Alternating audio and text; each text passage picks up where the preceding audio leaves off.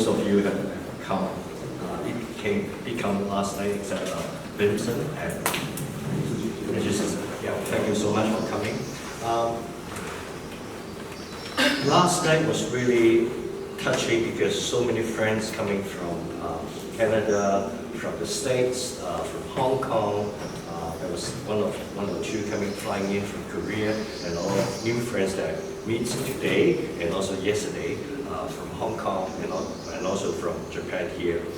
I'd like to first of all to start by saying my utmost friends to my panelists today, Professor Eva Man, whom I know for more than 10 years. She witnessed my art career growth path. She even wrote an article on me of my first exhibition, which was 10 years ago, the Black and White series in Hong Kong French Club, and the rest is current history.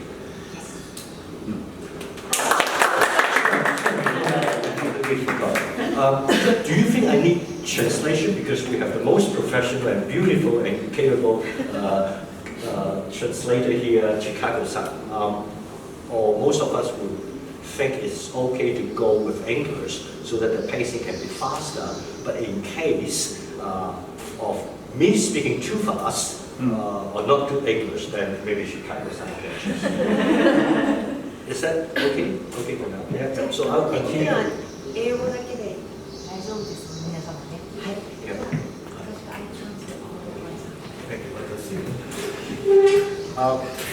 The next one I want to introduce is my panelist, Nagai-san. Nagai-san, I know him from about 3 years ago, and through the introduction of Peggy, and together we serve on the board of Peggy's venture. One of the ventures is called Sky Design Awards, which is a Tokyo-based but international global architecture and design awards, which is going to have its annual award ceremony next Friday at the American Club. So if you are interested, talk to Peggy. It's a celebration of world's most innovative architects and designers. You guys share a lot, and then every time I come to Japan, Tokyo, for the last 3 years, I almost religiously visited him and have dinner, and then every time after dinner, we went to the same karaoke.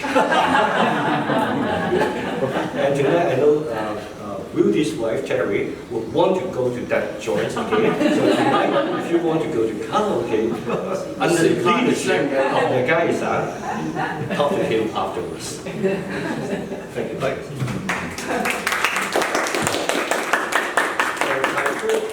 Panelist, my wonderful, beautiful Allison. She's slightly, actually we're the same height, but I always have to look up on her. I don't know why, because she always has the high heels. Allison threw in, she's my art agent and partner. Actually, we worked a lot together since 4 years ago or so. Yeah. And we have our last show which she curated in Vancouver. There was a huge space. There was like more than 4,000 square foot, more than double of this size, with hundreds of feet wide of the wall. There's a video there of Allison talking about the exhibition. If you're interested, you can take a look at that later. Thank you, Allison, for flying in also from Calgary this time, and her boyfriend, Johan, is flying in from Los Angeles. Architect also.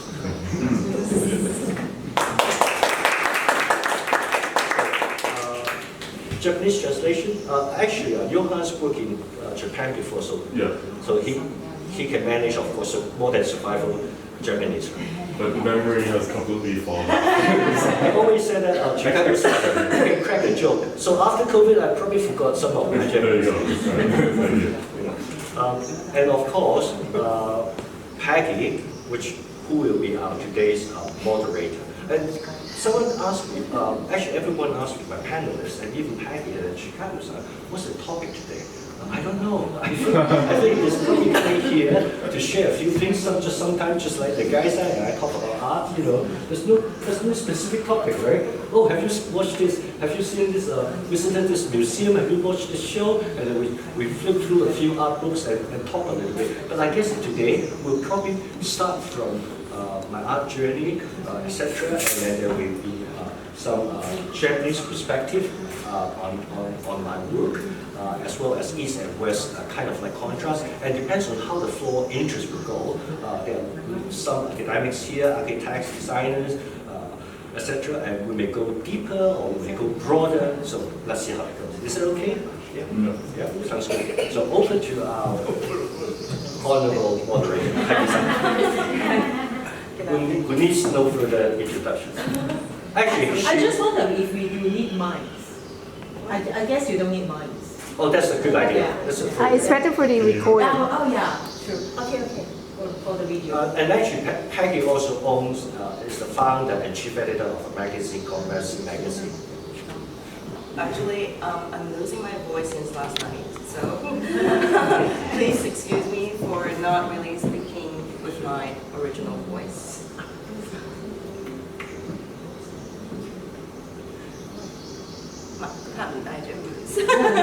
I think it's okay, the microphone is not really working. I think back to about 5 to 6 years ago when I was in Canada, I visited my friend's home. And I saw a painting and I was like, wow, that is incredible. And then my friend introduced me, like, would you like to meet the artist, which is Charles? And I said, sure. And then went back and then I met him and he asked me, would you like to work with us on this Tokyo exhibition? And I was like, for sure, why not? You know, it's my honor and privilege to work with you. But you know, it's kind of like a subconscious and conscious minds in between, because when I was in Hong Kong, I was passing the French Gallery a long time ago, and I saw the charcoal painting, which is the mountain, and I was like, wow, that is incredible. You know, this is so great. If I have a chance, I would like to meet the artist. You know, 10 years later, I met him directly. So it is incredible to have all of you here with us today and with all the panelists. And of course, from this point, I would like to have Charles to share his art journalist with us a little bit. So it's more dimension for you to know him better in his art creation, not in person. In his art creation perspective. So thank you. Some of you probably know me too well, my history, and some of you probably just start to know me a little bit since yesterday. I've always been interested in art. I remember I want to go to art. I want to take the art degree. At that time, there was only Chinese university offering a studio art degree, and they admit 20 students or so. And I know I can get it. I got a distinction in the O-level art, which is quite rare, less than 1%. I got other training when I was young. I was doing design. I started learning from calligraphy, from and ink washing from a Chinese art master, Xiu Lam Sing.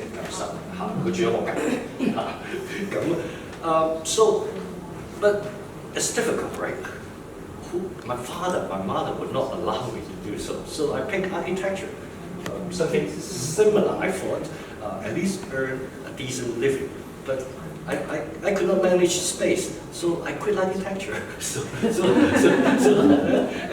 But I did my degree finally in philosophy and art history, and that was quite fulfilling. And Keith was my philosophy student, and also Richard. Not student.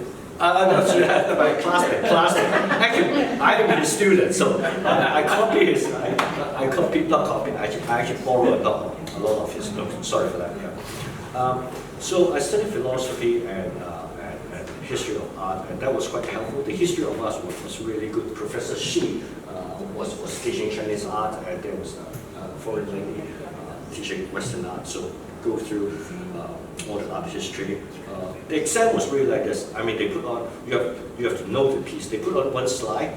Actually, this exam is 3 questions. Put on one slide, Western painting or anything. You have to write what is that and descriptions and what do you think about it. It's hard. It's very hard. Or a Chinese art. It could be a bronze. It could be a painting. Oh, that is Han Fu. Oh, that is Han Qiu 嘅或者青州嘅圖 which is slightly different, and then you explain your rationale why you think that piece is that one. So that was very good training for me to understand the history. And then my first career was actually in magazine business. I would call myself doing creative, but more in a variety of different stuff. I was the chief editor of magazines. I was also doing a lot of art direction because of my background in design. I studied a lot of design. Those kind of vocational school, college for 2 years. I got a diploma that I can actually work as a designer. If really would hire me, I went for Nagai for like 2.5 years. 由燈籠周介紹嘅時讀係我係揸鴨嘴不離隊嚇。But you won't hire me. No, because I was only 5 years old. He is the advertising senior most guru of guru in Hong Kong. So my first career was really around that, and I do a lot of art direction. For instance, I did the 張國榮寫真集、順影集。Remember in those days there was no digital color separation, so the photographers took slides and they took Kodachrome. And the best way to process Kodachrome, they said, there are only 2 places, one in Australia and another one in Tokyo. So Kevin Loppen was the photographer, and he insisted that, Charles, you must go to Tokyo. So I carried myself more than 20,000 Kodachrome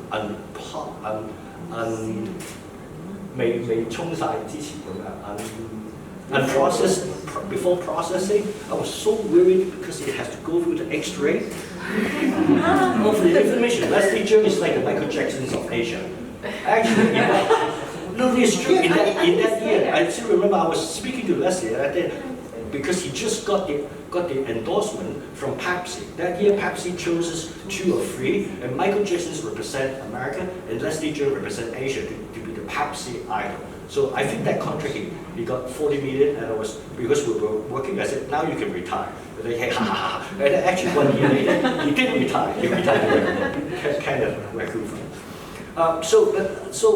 So my first career was really around magazine editing, doing art directions. I also worked with the rock group called Beyond. Beyond for the information is something a little bit like is it more like Eagles? Keith, is it more like Eagles, or is it more like Beatles, or More of it. okay, it's a very it's the most popular rock group. Probably you can say YouTube. Rolling Stones? YouTube. Yeah, okay. So we went together to Africa, and then they were the time that I witnessed them who composed the song. So Gakoi and Paul, they were jamming the guitar in the lobby. They don't drink, they just jamming while waiting, checking into different places, jamming, and then we went to visit Sun Do Hui. And then at that time, they already have the tunes. We did sing that song, remember? And then they were asking the kids, and they, of course they interpret, what do you call world peace in Africa? They said, Amani. He said, Amani! And all of them laughed. And then I came the song, Amani. So that was history. So my first career was really in creative management, which I enjoyed. And I think I did quite well in Hong Kong, reasonably okay. No translation needed, right? Yeah. So, but in that year, actually, then I left. You know, I like different S-curves, so I was not satisfied enough. So I was exposed slightly to business, etc. So I was actually immigrated to Canada already, doing nothing but fishing in Montreal. I decided that I need to go to my master's degree. So I went to London Business School to study business MBA. So there I went. So 2 years, this time very focused. No, not working multiple jobs, very focused. I got all distinctions, everything very good.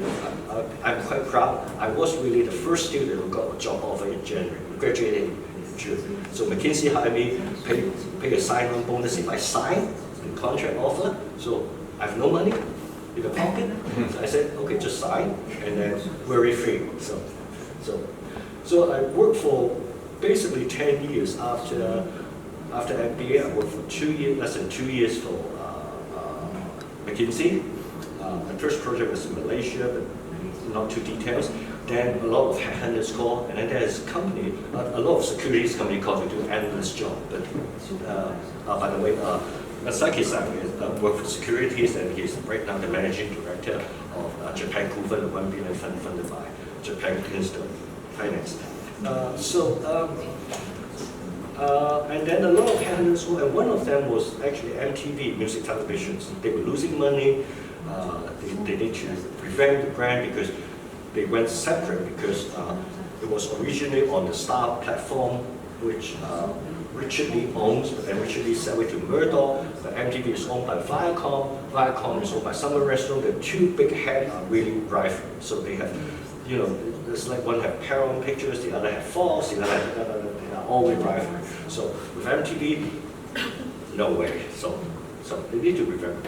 So I was hired to head of strategy, which I explained a little bit yesterday. Arthur, the guy, was head of strategy, but he wants to leave. So he hired me to be his successor. So I went in, jumped in, revamped the whole thing. And at that time, the company was losing a lot of money. And when I left after 8 years, at the end of my 8 years, I said enough is enough, and the company barely broke even. And of course, after that goes down again because of the internet, everything's changed. There's no more satellite cable. There's no more cable and satellite TV. Well, the world has changed. So my second career was, I would call it still related with career, creative. I would say my second career was like creative management. Right? So music, always working with edgy people, artists, creatives. MTV, right? MTV. Travel a lot, regional exposures. So Monday is India, and then Friday come back. And next week is the Japan. From Japan, that's why from Tokyo. Then Friday, Haneda to Beijing, and then Beijing, Hong Kong. And next week is Philippines, Southeast Asia. So that was my second career. But then I said, enough is enough, and I said I have to go back to fight myself. I'm not rich, but U.S. companies pay okay, and so I discussed with my wife. She kind of agreed, actually not willingly, even now, but okay. But I decided, so I said I couldn't go on, so I quit corporate after 8 years. So that age I was 42, 1990. 2005 December, so I start my new life in 2006 January. So right now is 18 years ago, something like that. So and after that I start to find myself, go back to what I love. Actually, when I was working at MTV, because it's very stressful life. I actually already rented a studio in Central. I was living in Hong Kong. I think Cheng Xiu went there. Patrick, they also have gone up one time. So I ran a studio where when I come back on the weekends, so I go to my own studio and paint, and go Monday to Friday. Okay, so I've always wanted to paint. So then I said, and then after that I do a little bit of consulting. I taught a little bit of MBA for 5 years. I worked a little bit with an architect, Wing-Tong Architects, which they also helped within the Chinese Opera House in Hong Kong, with the Chikako Abe in Victoria, we did the Hoppa Mansion, etc. But then really is that I have a lot of time to think, and I really want to do something interesting, fun, relaxed. And then I said, people would not believe you, people would not trust you. You are here, you are there, you are media, you are editor, now you're corporate executive, you're strategist, you are, who are you? Then I said to myself, okay, I also love black and white, I also love painting, because I do also charcoal painting as well as, if you were visiting me at that time, you will see in my home there was charcoal painting as well as color, oils, etc. And I said to myself, let's do a career planning for myself. If I were to career plan myself, what should I do? After, of course, being an editor and writer before, or journalist before, I have the benefits of visiting or interviewing many great artists, including Zhang Fanji, spending, shadowing him for 3 nights and 4 days, so learning from the master, interviewing other people, etc. So I said, I need something. So I said to myself, I'll do a trilogy, 3部曲. At that time, I said to myself, okay, 第一部曲 let's start with something simpler. Let's do black and white first. One of my best things, black and white charcoal. And I said, okay, then the next color and the third one, I actually know what it is roughly, but let's keep it a secret later.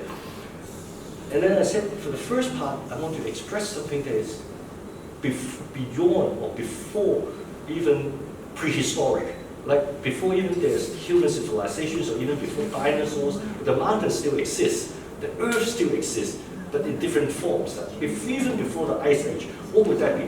But when I have to express it, of course, there's still me. And that's very black and white to me kind of thing. So I want to roughly touch upon the topic about past, but where my emotions, if there's still humans or energy up there, is contained. And Keith also wrote an article, and Eva wrote an article. That was stage one, so I did the phase one, the black series in Hong Kong Fringe, then the white series in Opposite House in Beijing. That was also a huge, it was inside the space. It was by invitation of the Swire Group, a large hotel group. Inside Kenko Kuma building, also Japanese. The Opposite House, huge, it's almost like 10,000 square foot. There's a book there that shows all my history portfolio. So that was like 66 columns, each 66 columns, and each one is the tallest one is like double story, it's like 4.5 meter high, and it was 9 meter wide, and then 5 meter, so 5 meter, 9 meter, and 4.5 meters. So it's quite impressive. And then the mountain reflections. That was an installation, kind of sculptural installation, and down is the reflection, of which there was only the drawings on the like drawings on the mountain reflections.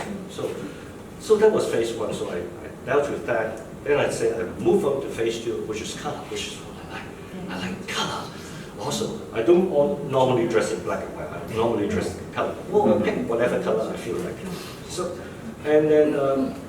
and then I do, so color, you can instantly imagine, you get inspiration from nature, and color is about now, about flower, and actually Professor Man introduced me to a very important man in my art career, Professor Pang Fong, who regretted could not come here for personal reasons. He is right now the Dean of Faculty of Arts in Peking University. Yeah. Very important. He wrote more than 13 books, and he wrote 7 books and translated 6 books in arts. Created more than 200 shows. By the way, Professor Eva Man also, she's the editor of many international academic journal, not magazine, journal. And I once read her CV. It's like 40 pages of dance in article. She's very hardworking, and later asked her to explain. So and then so I finished it, and then Professor Pang and I discussed it. This one is we discussed philosophy because he is very philosophy. He has art theory is his background. So we talk about phenomenology. Is a phenomenology? What is phenomenology? So this color series, if there is a philosophical background, there is probably a little bit of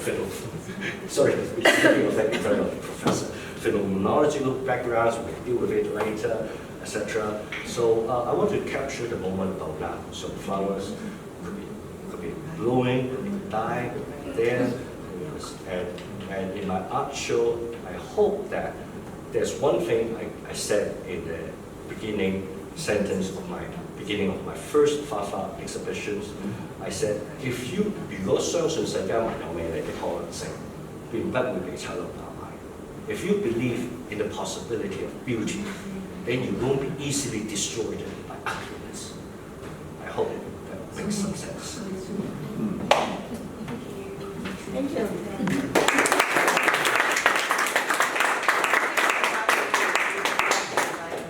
To share your I don't have juicy stories to tell, but I did prepare something concerning my reading of Charles' work, and I'm sure that you will finish listening to it in 5 minutes, because philosophical thinking is always difficult, and it will put you to sleep, and I try not to. So it is such a big honor to be here to celebrate Charles' extravagant art exhibition. We are all so proud to be your friend, even though sometimes you are quite annoying in positive sense. So this exhibition, as you can witness it here, echoes with my saying more than a decade ago when Charles was exhibiting his mountain series. I hope that you have seen that. It is beautiful. That Charles is someone who would put his life and emotion to good use at all times, including singing karaoke, yes. And at that time, he was obsessed with the creation of the mountain series, and he soaked himself in the pool of time, leaving traces along the movement of his chalk pencil, and dedicated himself to the fun of creativity. He is pretty serious and pretty crazy. I think his wife will tell you. He was so dedicated to his charcoal painting. At the time, he turned his time in life into infinite possibilities of lines, strokes, and shading. He is doing that still, but this time with his most magical hand in abstract expressive mode and in the maximum use of colors. Charcoal drawing brings an artist's thought to life. Acrylic, I'm not sure whether this is mixed with his secret recipe, as Rainbow has suggested something, but I didn't tell. And acrylic or oil is like this himself. It dries quickly, so time is important. But nothing will stop Charles from creating anyway. It reminds me of his saying when he was exhibiting his mountain series. He said, "I can't stop once I have begun." So the monochromatic portrayal of mountains seems to belie his abstract expressionistic tendency, but not with his Fafa series that you can see here. So if the reality of the artist reflects the understandings of his time, Charles' creation shaped those understandings in his painting and his beverage.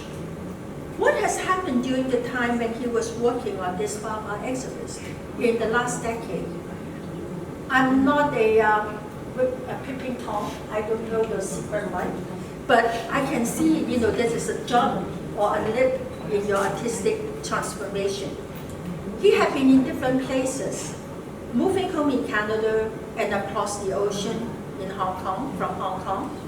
He definitely was attached to these places and with friends and folks in his heart, but unfortunately, some of them had passed and some were no longer at where they used to be. So I pondered, if the Fafa series are his mental sanctuary, but this speculation cannot be a point of orientation of an artist. For an artist, it's actually tempted to evolve generalizations, the accents in reality, and search for one's reality. So during these searching moments, he must have combined all the sensible factors, both the subjective and the objective. They must show the relevance of all his knowledge, intuition, sentiments, experience, and his subconscious, and whatever else is admissible as reality at any particular time. His work made me think of Mark Rothko, naturally, even though you're not so bad, who said, the aim of an artist's hand must inform human sensuality in general and give human beings the direct contact with truths. And the realm of sensuality is the basic language for the human experience of all things. He once said that the final index to reality of an artist is to synthesize the result, which again can be understood only through sensuality. It applies ultimately to our sense of touch, to the tactile. That an artist's reality is also the registration of comparative degrees of pain and pleasure. And it was such a wide pain and pleasure in this particular moments of his life. I don't know how old you are. 60. I know that you're younger than 60. Okay. So this wonderful series, to me, demonstrates Charles as a poet and a painter. I know you like the name, the poet. So we see how he establishes the unity of the ultimate by reducing all phenomena to the forms of the sensual. And as Mark Rothko has stated so sharply, it is the one basic human quality necessary for the appreciation of truth, of all truth in your life, of course. So forgive me, my training is in philosophy. If you don't have a clue of what I'm talking about. Thank you. Thank you.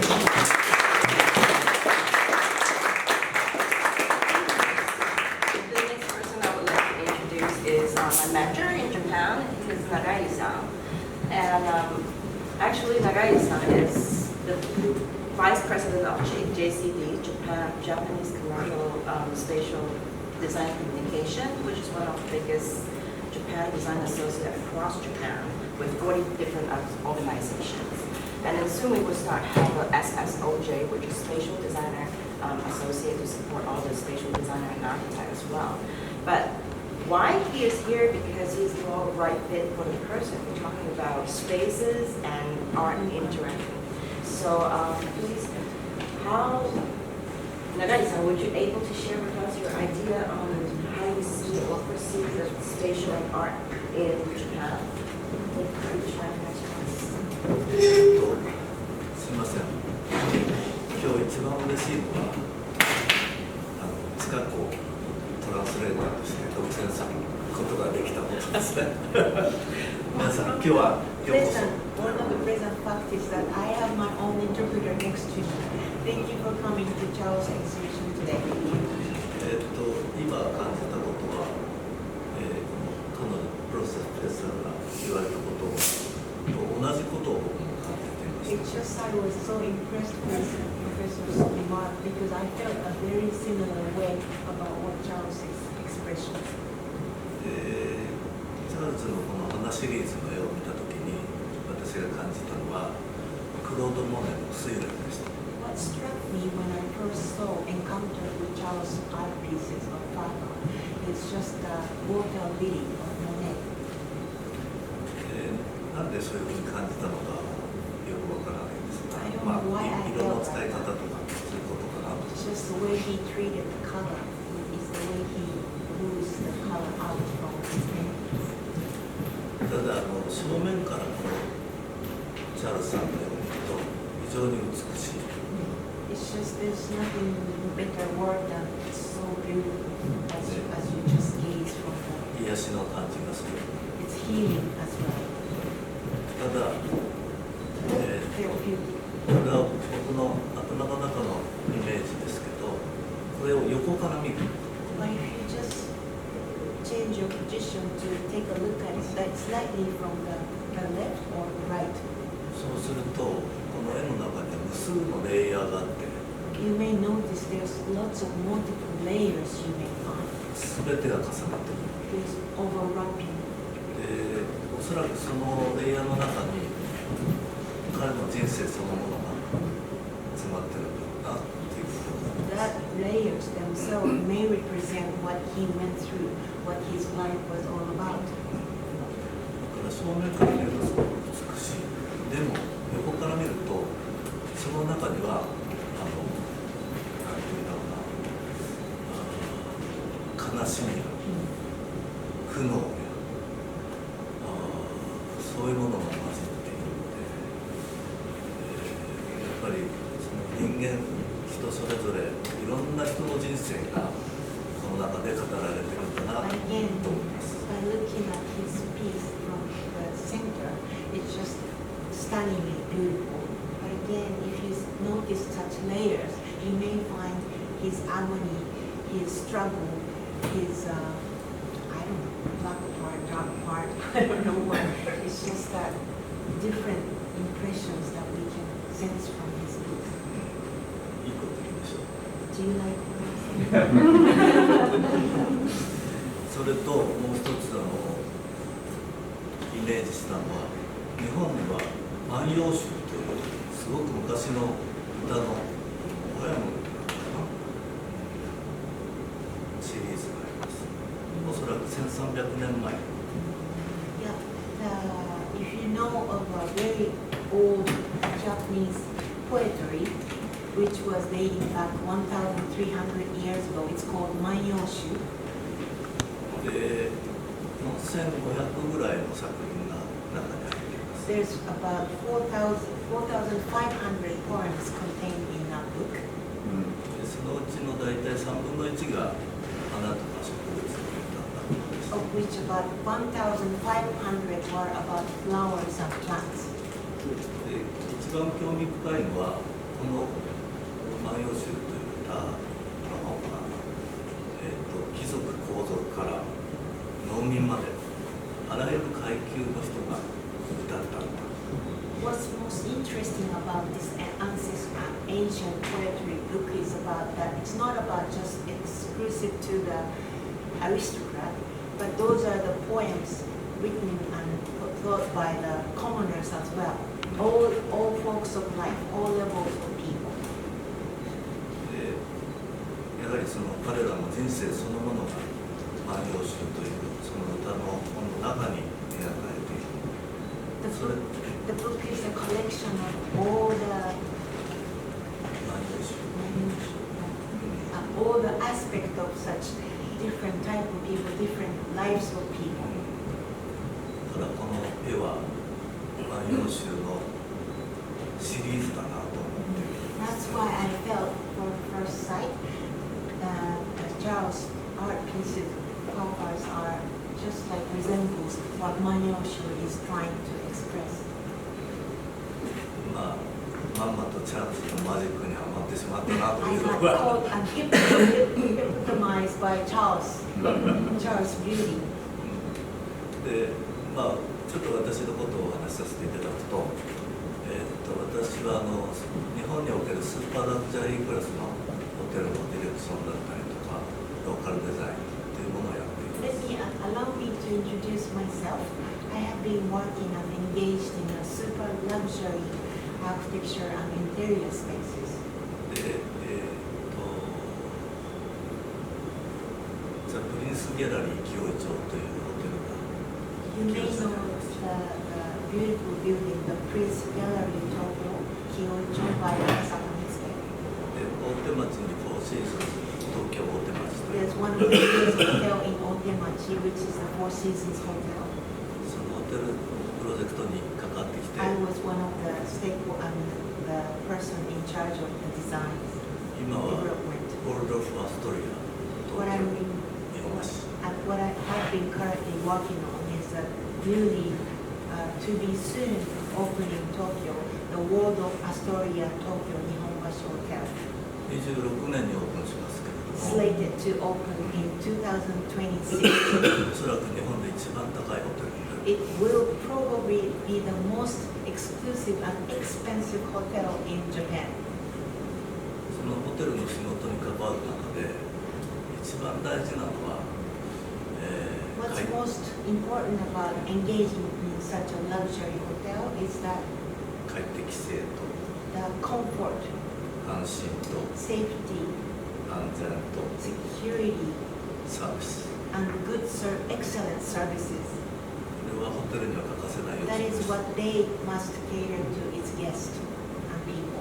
これらをさらにバージョンアップさせるのがインテリアデザインだったり、照明デザインだったりデザインだったりします To elevate such key element of the luxury hotel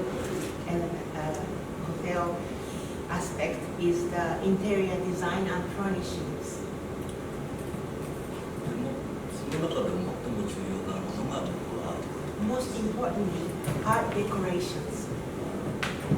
なぜかというとそのホテルの品位価値そういうものを決めるものがアートだ The reason art is most important is because it is the fundamental factor determining the dignity of the hotel and the level, the excellence of the services. 早くチャールズさんの作品を世界最高のホテルの中で見たいなと思っています I hope to see Charles' art piece to be displayed in one of those excellent hotels.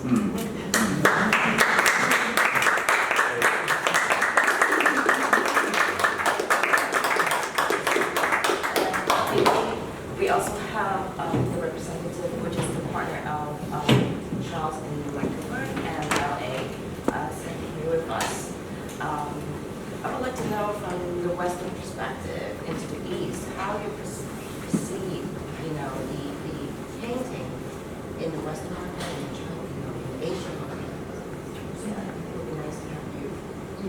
like, so yeah, I'm Allison, everyone. Thank you, Charles, for having me here. It's an honor to be here.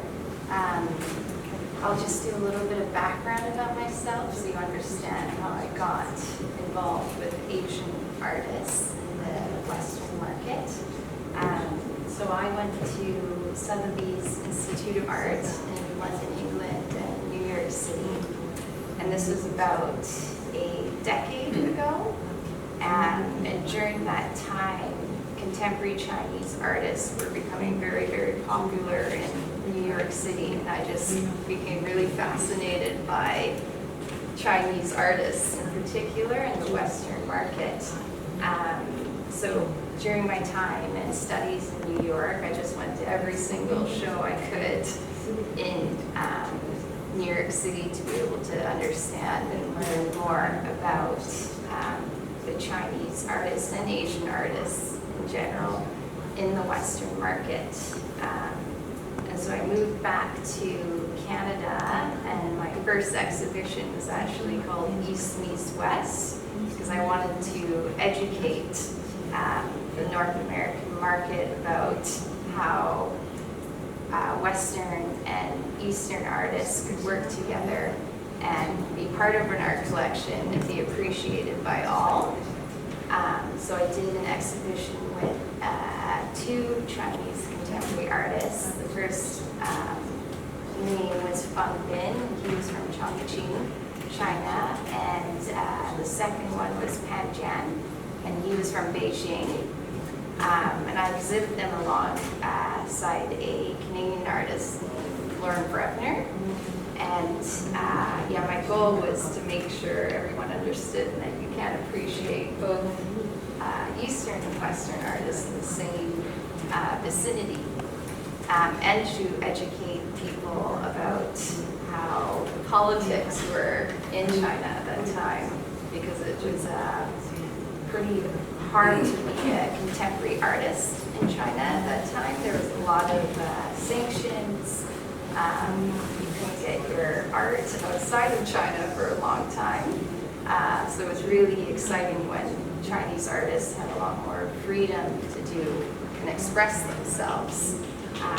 So I continued exhibiting and going to China and learning more about the market and understanding the differences between doing business in the Western world and in the Eastern world.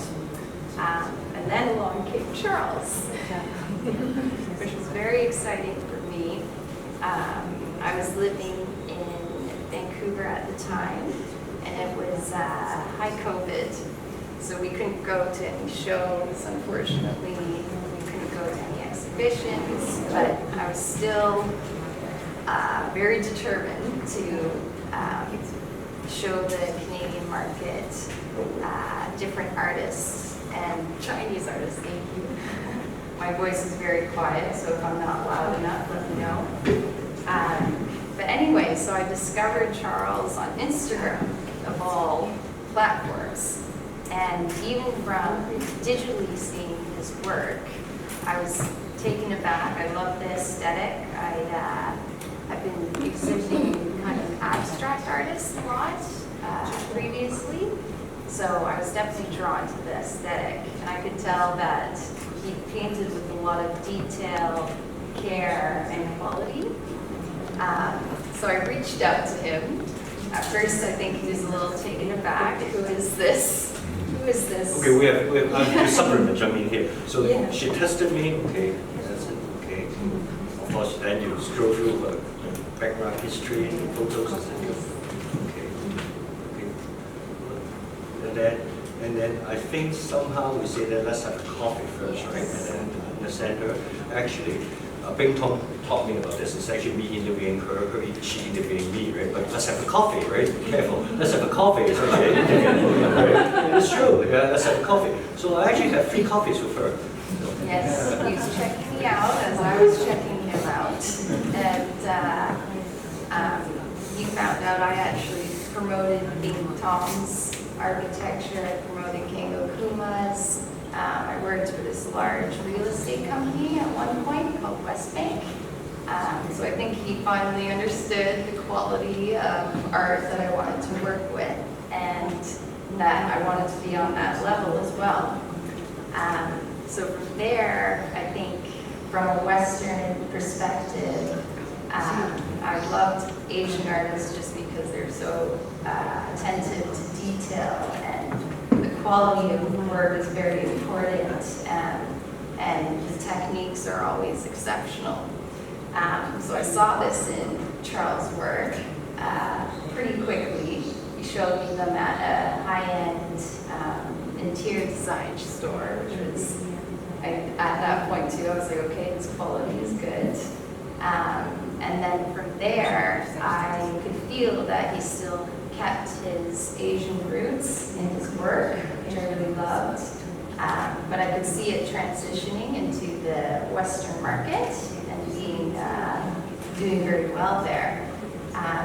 So from there, we went on and did a show. I had found a space, this big warehouse space, where I needed around 45 artworks to fill it. Actually, may I jump in also? So I'm always motivated by space. If I see space, I will see, okay, I'm going to do a show. So at that time, as you said, that was COVID. I was planning already to do a show in Tokyo, right? This is the 5th dates that we have. Same with Hong Kong also, because of the movement, etc. Hong Kong, the Art Center show 3 years ago, as it was changed 5 times also. It was supposed to be 2018, but then it keeps changing to 2019, 2020. And then because of that, the Tokyo show keeps on delaying. Tomohisa is my honorary presenter, who is the founder and president of London Business School Japan Alumni Chapter, one of the most important alumni chapter in the whole world, London Business School. So she said, okay, I find you this space, I take a look, okay, that's quite big, but okay, let's check it.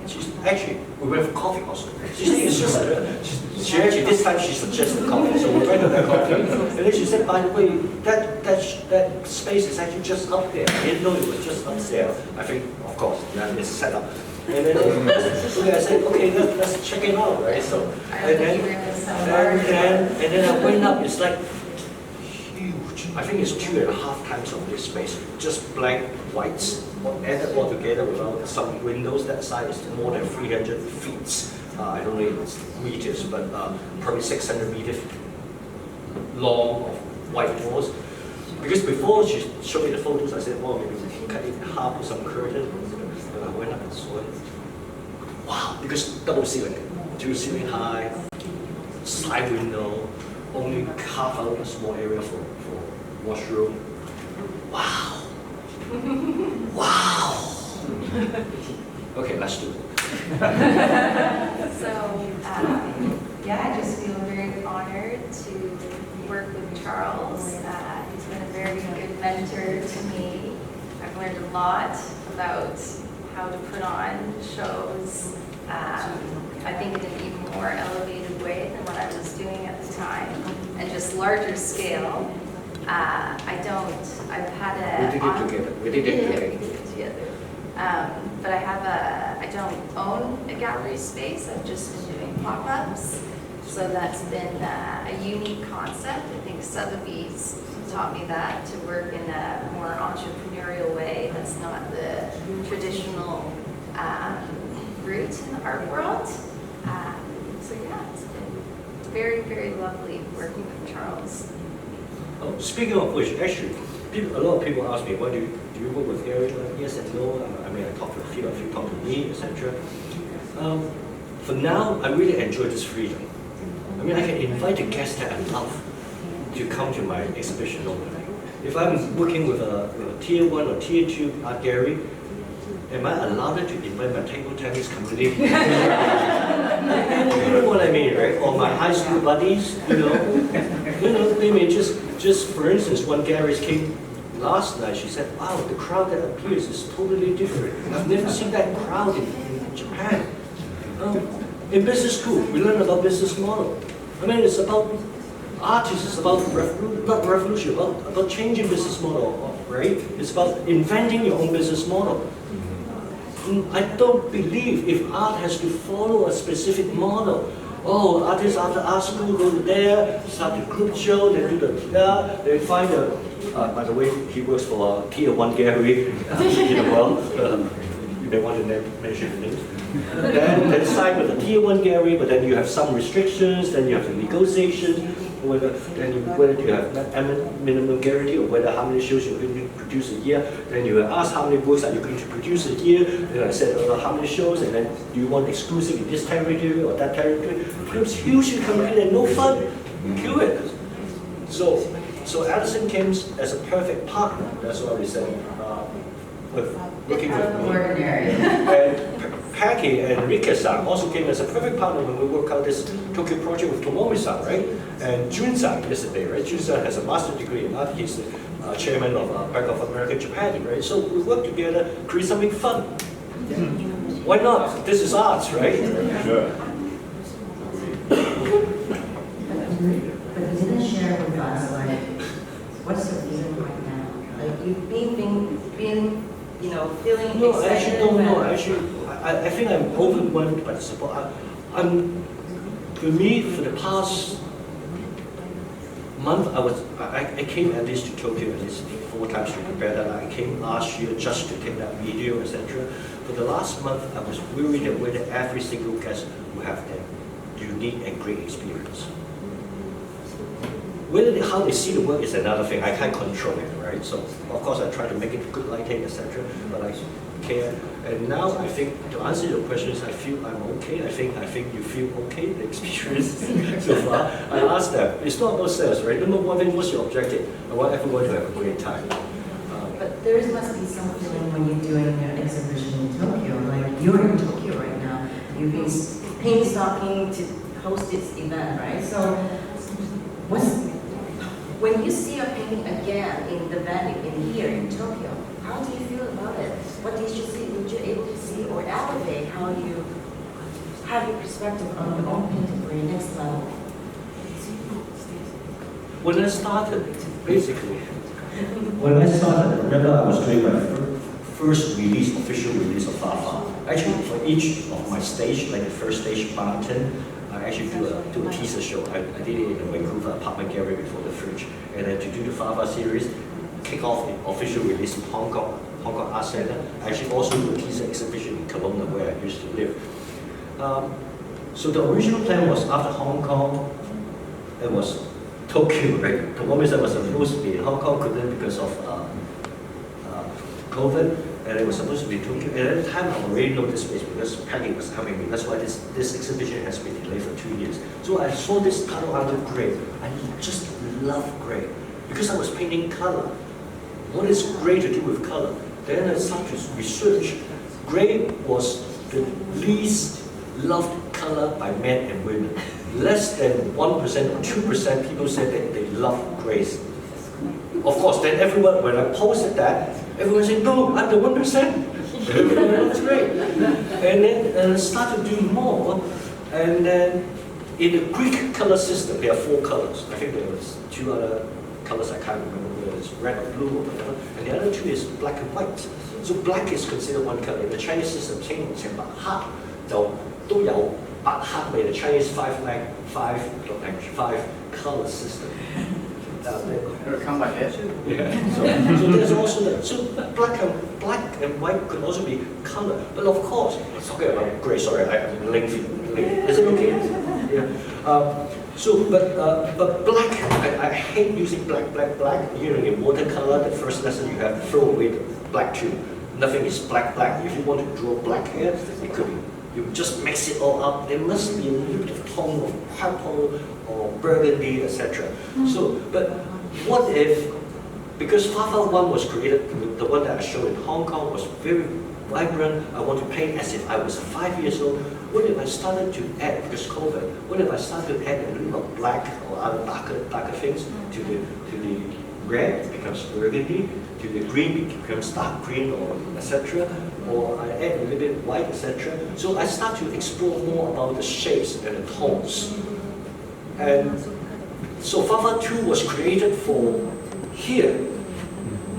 But then it becomes show me Vancouver. So I'm going back to answer your questions, okay? And then after the shows, of course, I create here, then I create something which actually the happy birthday, even the small one, why it's called happy birthday, because it's the 10th year where I have my first kind of official exhibition, major solos. And then, but then I create here, so there's also like very colorful. So to answer your questions, originally this was created for here. It's called Rainbow's Ink. In our old days, there's warm gray and cold gray, right? We use the Yoken mark. This is like the Yoken warm gray, probably number 8.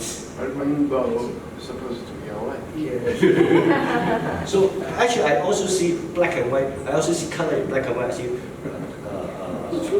black and white in color, etc. So you asked me this question, how do I see it? Actually, I see, my feeling is very mixed. My feeling is very mixed. Because it was not my original conceived Fafa 2 in here. Fafa 2 actually went to Vancouver. But then this one, there's a Fafa 3 majority, like those, apricity, which is a very rare English word. Even a lot of English lady or gentlemen even write, they don't know this word. It means the warmth of the winter sun. So I'm putting some other stuffs here, so it's like kind of blending Fafa 1, 2, 3, and I feel interesting. You know what, can I jump into a little Yes, bit? please. Is it okay to go a little bit free flow right now? And please jump in also. No, Raise your just jumping hands. in for one interesting point is when I came here and Professor Eva Ma just came in, she really liked the other 2 pictures we talked about, and then we took the picture right there. Before last night, actually, Professor also just bought the pink one. So, I mean, the 148, the one. The 142. 142, yeah. So, more you come here, more you graduate to see the different art, and you feel more differently. So, Can you tell us when you came in, you wanted to pick 2 pictures for you in those pictures? Can you tell me about that? Yeah. Well, firstly, I like the pink, not the Barbie pink, of course, you know. Everybody is No, it's not using here. it. We wrap it already because, sorry, I'm not rich at all. This exhibition is very expensive, so the shelf space is limited. So I put in some stuff that's cost, then it will get sold again. Sorry, I'm very direct here. I hope you will give me a discount. Of course. Yeah, I like the background pink, which makes me feel so comfortable. Not this one though, lighter. And I like the details because sometimes you don't need a big, full painting, even though you can feel the leaves or the petals are starting to breathe. They struggle to breathe too. But I like that one because it has space and it is an enlargement of the details of your beautiful strokes.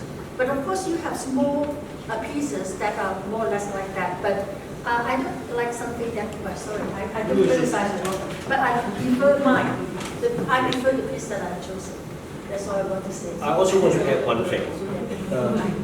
Small paintings is actually very difficult to paint.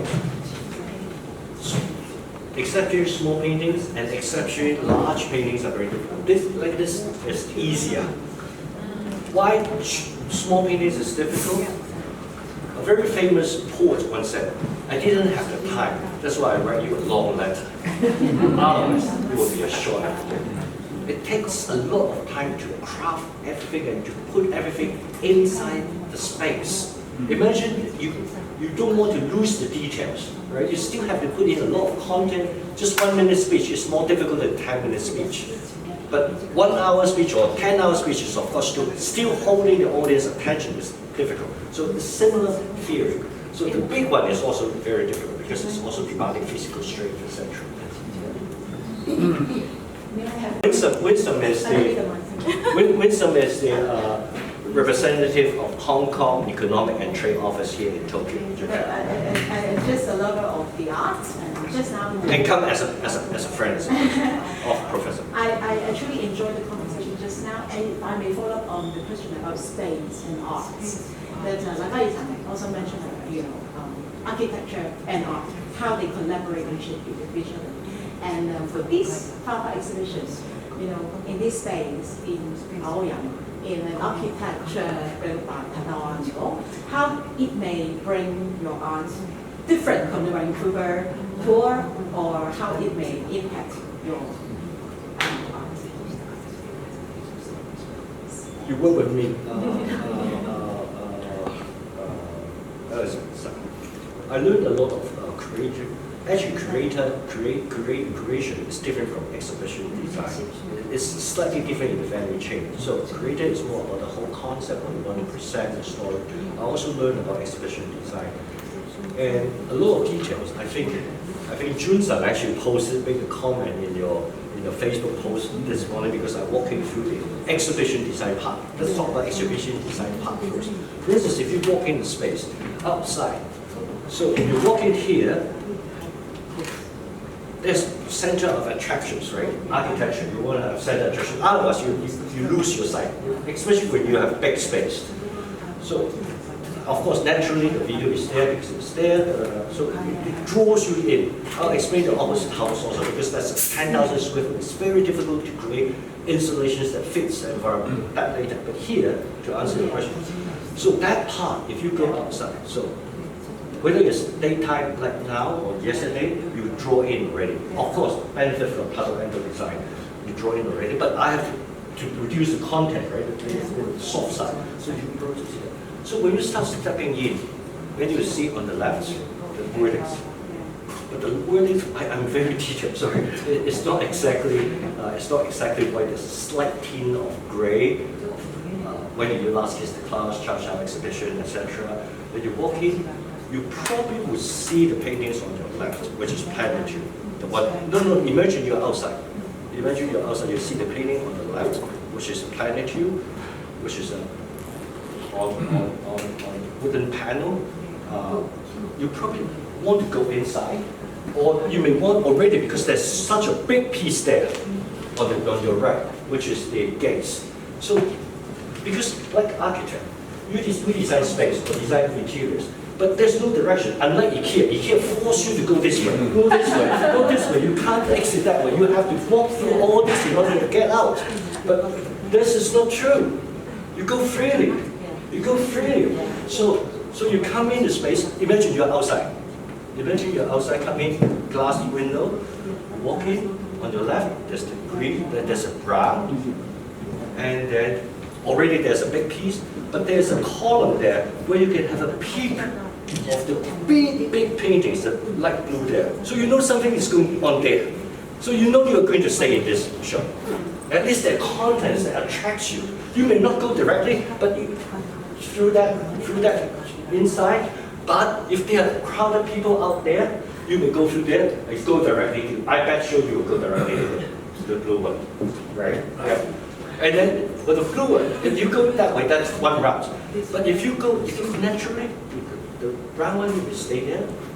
But you may come back. I know, I registered it, I'll come back. Then the big piece, then you go here. Look at the big piece, the gates, that one. There's two smaller paintings, just as a highlight. Just that you know, just like you have a big stick, you have the potato, you have the green salad on the side. You'll come back later, but you get the stick first, right? So you get a big stick, go inside, and then you know opposite. There's also another stick, but this is beef. This is lamb chop. Okay, which one to take first? Shit, so many. But you don't want to rush your audience. You don't want to rush your visitor. You want them to take time. So maybe they have the soft video there. I bring the birds from Canada here today. We switch off. So the birds, the soundscape. So I'm using the bird. And then you may go inside. There's one more there. And then you may go here, and then you turn to that big piece. But maybe you know that because the content is more vague, because not so much deep, it's not congested, so you probably would then turn to the right and look at that piece at the end. Wow, I like it. Interesting. Then if you turn left, there are two small paintings, but you'll probably be attracted by that very colorful thing, which I got Tokyo Clouds. Actually, tomorrow there's an artist too, if you're interested, I'll go into more details. That side, and then if you go, so by that time you probably spend already 10 minutes. if you're interested. I bet you will be interested. And then you continue, and then your eyes turn, then there's a centerpiece here. You know there's that you draws you to there, right? So you want to walk there. In architecture, you want people to walk. You can't say walk. You can't, right? But then how you put it? You put it here, you put it there, put it there. And then once, when they are walking here, they will go through, during the journey, this 1 minute journey, their eyes will stop there. I love this piece. I really like this light blue, right? Imagine you're walking there, right? And then you may turn there. Oh, maybe pick up the book, maybe not, and then go through. So basically like this. So this space, every space I'm motivated by space. So each space is different. And I'm very detailed, like, sorry for that. Even like this wall tag, I pick gray, but what type of gray? Right? So I run 5 different tests and then match against the concrete wall. If it is white, it will come out, right? Black to dark. So tacitly pick the one that I like. Kind of fix it. Thank you. Is there any questions for Charles? Questions about space? Sorry, I'm very long way to answer. No. I mean, thank you very much. Okay, I have a good way to say it. Okay. So Charles, when you're painting, creating these paintings, Let me introduce. Laurie came a long way from Canada. He's an Ironman. He is a horse riding champion. He and his wife Helen, they have 4 horses. They are all jumping. Seriously, they just go and afternoon just making up here. so yeah, listening to you talk about space and how you use space, do you think when you're creating these paintings, do you use space in the same manner where you don't? Okay, so I wish, but I don't have the luxury. I don't have the luxury. I think artists in China are very lucky. They really have a huge studio. I think everyone will envy, even European artists. They even have an artist, mid-career artist, will have his own studio bigger than this space and 2 times the ceiling. It's crazy. We don't have that luxury. No, but I'm not talking about actually physical space. So when you're creating a painting, do you think about, when you're looking at that painting, do you think, okay, how am I going to draw the person's eye to this part Yes, of the of painting? course. And what is my focus? Is it going to be color I'm going to be using to draw that person's eye? Or is it the type of stroke you're going to be using to draw the person's eye? Everything. So it's a journey. Everything. I will tell you what I'm concerned about in the end product. Great. So I'm concerned about lights also, so that in my so-called abstract whatever, you can see vaguely the light, so that there's like something out of focus at the back. So I very much emphasize the depth of field. So it's like in camera, so I want to increase the depth of field. And then I want to increase the breadth. So it's not like there's edges, so it's like you can crop here.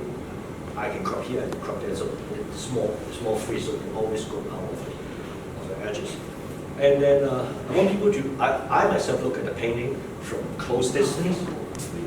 So 3 distance, right? Very close distance. Very, very close distance. You can even take your eye. Actually there was a master,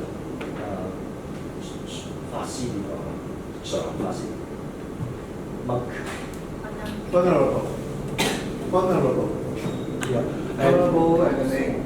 Yeah, he was a very good photographer, but turned into a Buddhist monk. Okay.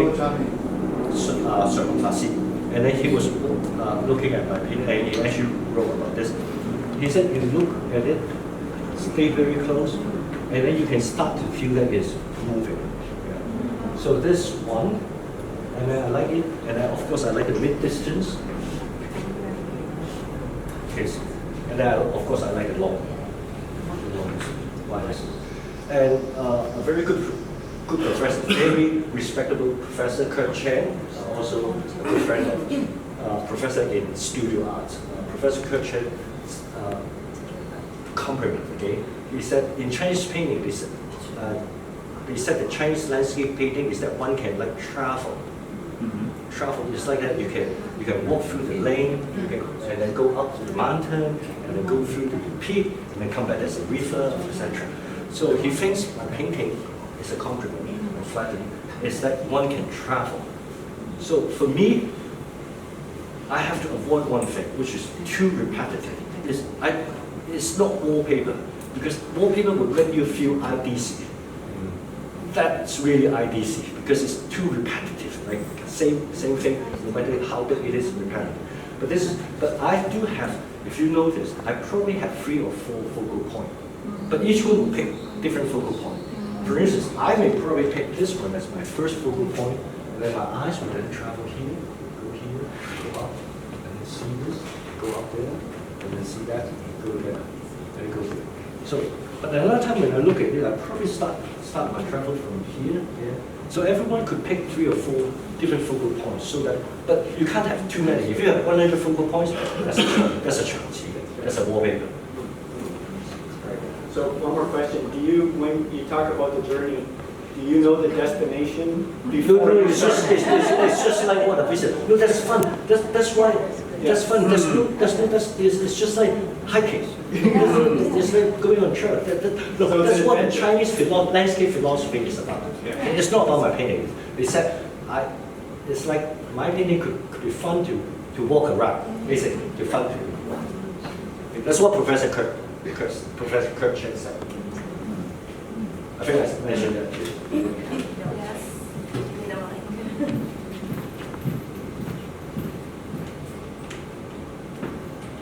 Maybe I don't know. Can you hear me? Yeah. Well, thank you, Charles. I have a few questions for Allison. I'm also interested in the promoters' perspectives. I was interested in your account of having hosted the East Meet West, which you did some time ago. And you've been promoting the Asia art for some time. And there are a lot of different views and theories about how different Eastern art and Western art are. And I was interested in hearing your personal view about the distinction between the two. That's one. And secondly, within the Eastern or Asian art, how unique you see Charles' art within the. Well, I think definitely contemporary Asian art is very different than traditional. You can feel that right away. But I think it's once you see a lot of different contemporary Chinese art, that's when you really can understand that difference. Because Charles is very subtle. That's what I like about it. But I think for me, it's more of the detail he puts in it, his techniques. I can still feel that Asian twist to it, I would say. Yeah, you mentioned paying attention to details. Yeah, I don't know. It's a really weird thing. I think once you just are in the market for a long time too, you just get a feeling as well. Like it's a hard thing to explain.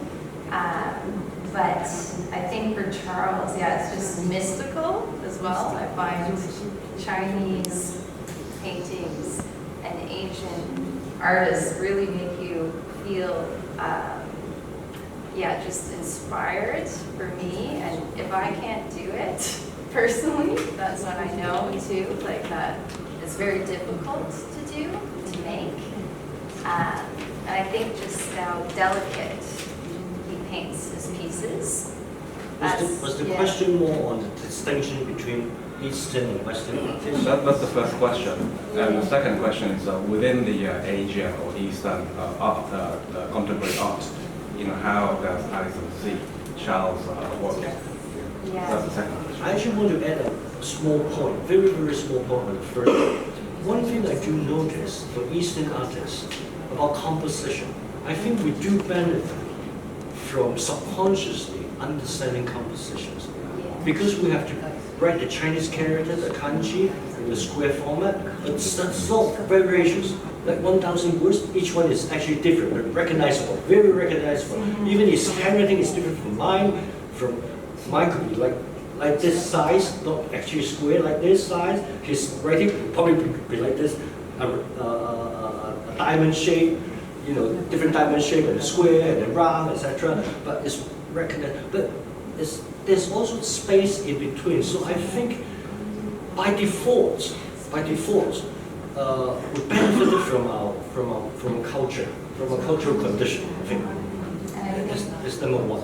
And then secondly is the different use of brush.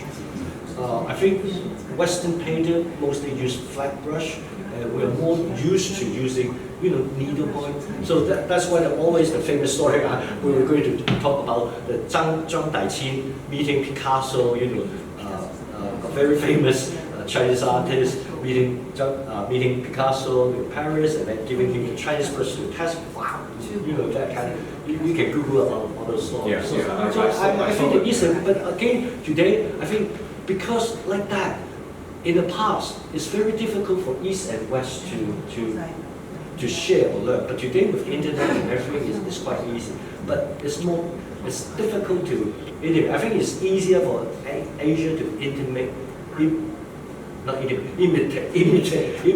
imitate Western art style, but more difficult for Western art to imitate the Chinese art, let's say the traditional ink drawing, because there's a certain set of rules. It's less free, so only in that sense. But your second question, I think is more interesting about whether there's, say for instance, let's say the North Asian aesthetics, Japanese versus Chinese. Actually, I think even along even the Chinese aesthetics on a longitudinal time, Professor May can add. I think that the aesthetics changes also. How they view beauty, the Song Dynasty versus Ming, yeah, or Tang. Tang is more elaborate. It's just like Western art. So Tang is more like Renaissance or even Baroque, right? Where Song is more minimal. Of course, there's more generalization still, but it's getting very complicated on generalizations. But yeah, and I think what Charles you mentioned too, just following along the piece, the composition, and you still have the traditional techniques in that. So he's taken the traditional way of how I think Chinese ink painters make you follow a path along the piece, but then put it in a contemporary context. So like an abstract, not as literal and realistic as what the traditional Chinese painters are making. And I think just like the thickness of his paints as well, like used before, it was very light. And so for one thing I hate dropping. A lot of artists like the painting that there's dropping. Yeah, I hated it. Yeah, so I hated it. it's very stays in place as well.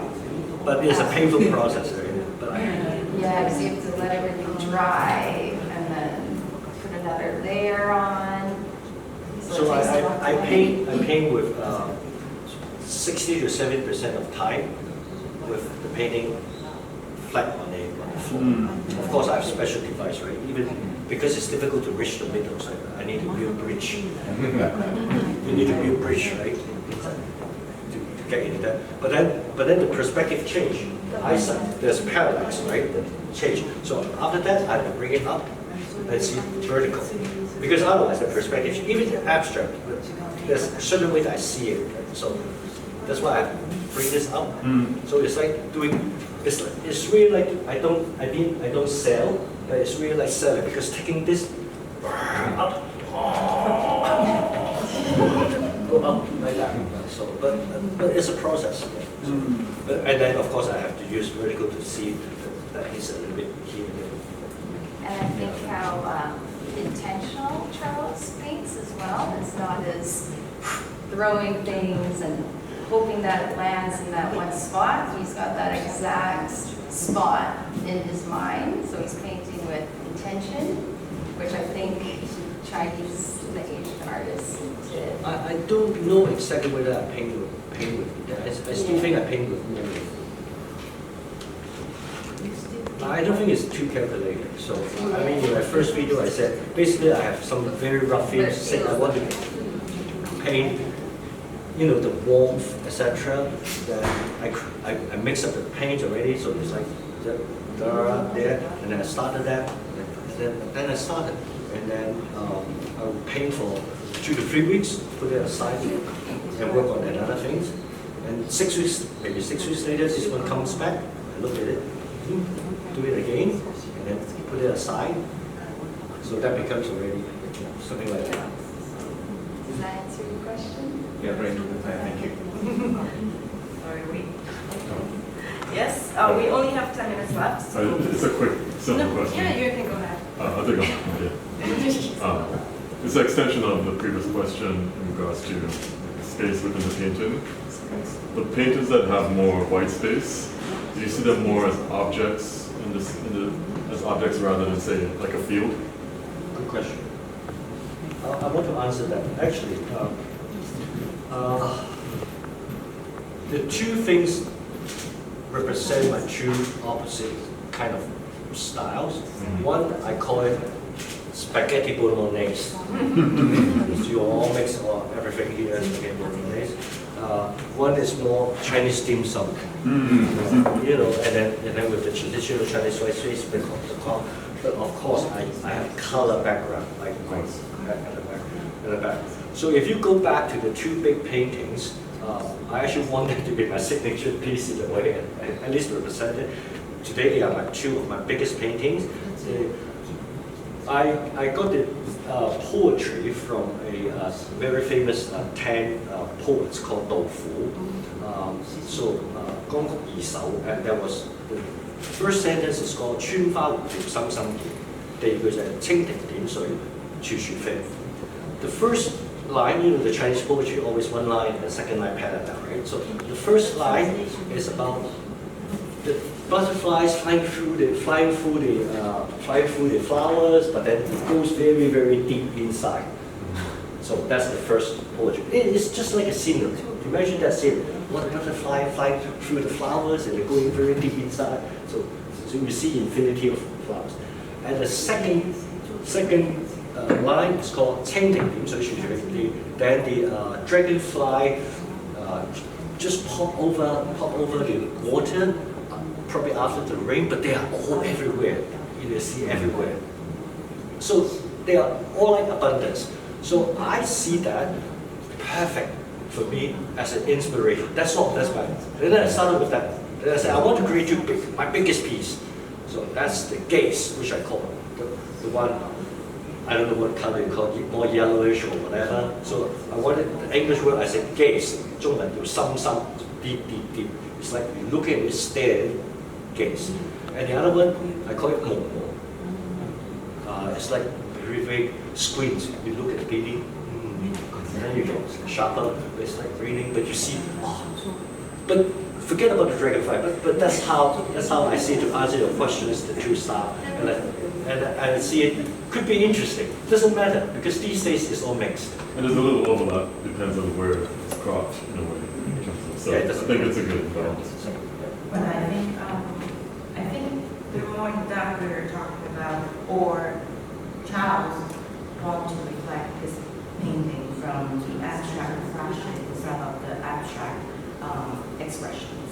That's what he meant to be, and this is how we talk about it about like half hour ago or even way before we came here for the exact talk.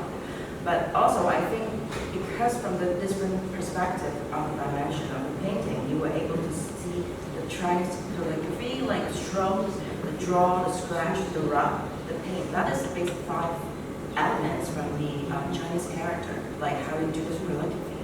So I think you can put more on your own perceptions or perspective how to integrate with the painting. So it's not really flat. There's a depth inside, and then you were able to see maybe the butterfly, maybe clouds. That's why how you see. And you probably see different things different day. My collector would say, "Oh, Charles, today I just discovered there's a little pink here." So this is a sales pitch. Can I have 1 minute? Yes. I can just say it out loud. It was, I know Charles must be more than 12 years and a half, right? And as 2 minutes ago, you just hit the right button of the reason that I almost like to go to his exhibition every single time, is when you draw flower or paint flower, you don't have perspective.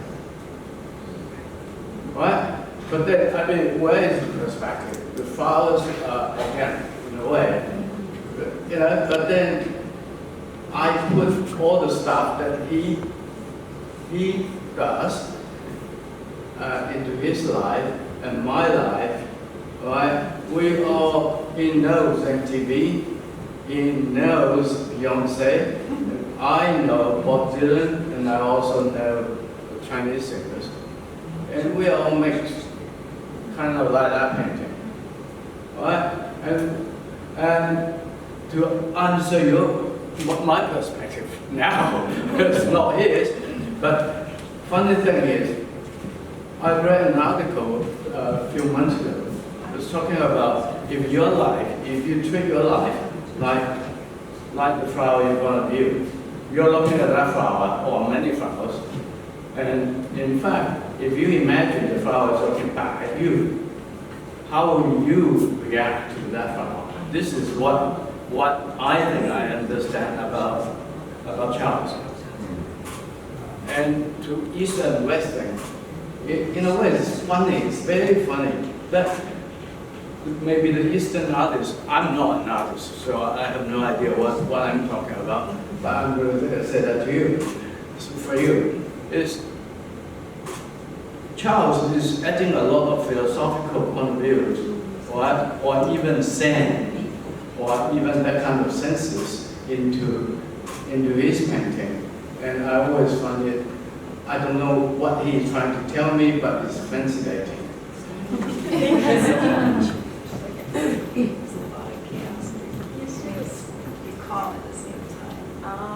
He is mixing a lot of things together. A lot of things. He's a complicated guy. Actually, I think I want to say something about what Peggy said is important to me, to you. My fear, every artist has different theory, right? So my theory is that no one should care about how the artist feels, whether he's happy, whether he's sad, whether do they have a good mood. Who cares? Even pop star, I don't care. I don't read the gossip news of pop stars. You care about his music or whatever. But why you care about his music? Because his music makes there's some resonance in you because you're singing exactly what you want to sing. So I don't sing twice. It's all right. I don't want you to. I like really if you look at my painting, you're not already thinking what Charles is thinking. You're already thinking what you're thinking because you are thinking without thinking because you're already into yourself. That's what I hope to do. Is what I call abstract reflectionism. Of course, it's difficult because to be honest, when I look at your painting, I'm thinking of your personality. Okay, but anyway, of course, there's still me doing this. Otherwise, I would just do it. That's why we're here. Yeah. Thank you. Thank you for all of you. We're really happy to have all of you here. And if you want to go have a private talk or want to know more about painting with Charles together, or walk through that space, come out from, come in from outside, it's like this. You are more welcome to be here with us. Of course, we don't have enough lighting. For instance, in the Hong Kong Art Center, we use lighting as a guideline because let's say if you put the lighting here, naturally you walk to the light path. It's like ants. Right? Architects are very tricky. They design something they didn't tell you, right? But when you see the light, you gradually go there, right? That's what they do in the hospital. The red line, the yellow line. IKEA is worse. Oh, you have to go here, go there. Okay, enjoy. Thank you.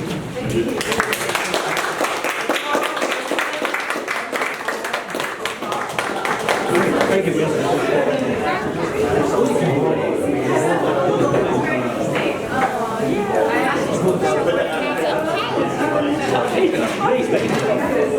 Thank you.